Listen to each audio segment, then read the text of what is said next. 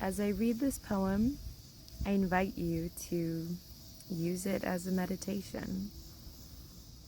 So go ahead and close and lower your eyes. Feel your feet on the ground, your legs in your seat. Relax your hands in your lap, and let your breath fall into a natural rhythm for you. Let your mind flow along with the imagery, and notice if you have any thoughts, discomfort, judgment, or shame rise up. Just notice that, and come back to the poem and your breath.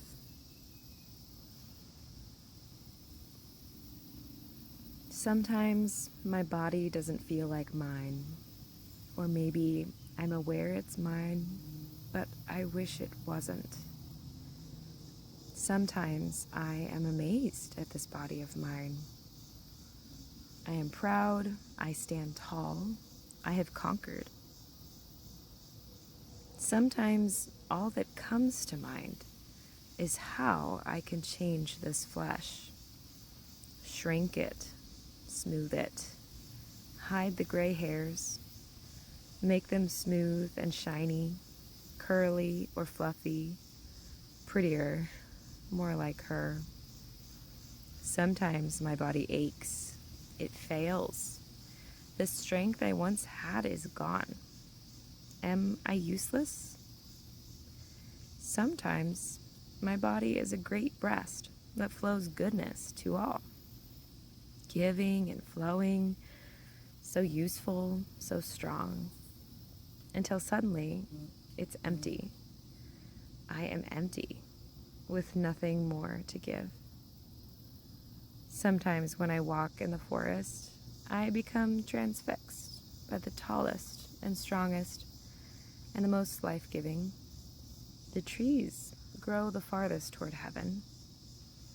The trees aren't afraid of eating too much. They eat, they grow, and they sleep all winter long. They do not apologize. And how they give. The cool shade of the forest in an Ozark July brings sweet relief. Homes for all animals, humans too. Leaves to mimic the ocean and the wind. Paper to write these words. Fruit and nuts, flowers, and so many leaves that alight in red, orange, yellow, and fall to decompose and nourish the earth once more. The divine hands that formed the trees knew that I would forget my body was good, designed by those same hands in their image. Sometimes I imagine my body as a tree, growing up and out, wider with age, up toward the heavens. My feet and toes remind me of the roots that connect me to all of creation. My bark is a bit scarred and gnarly.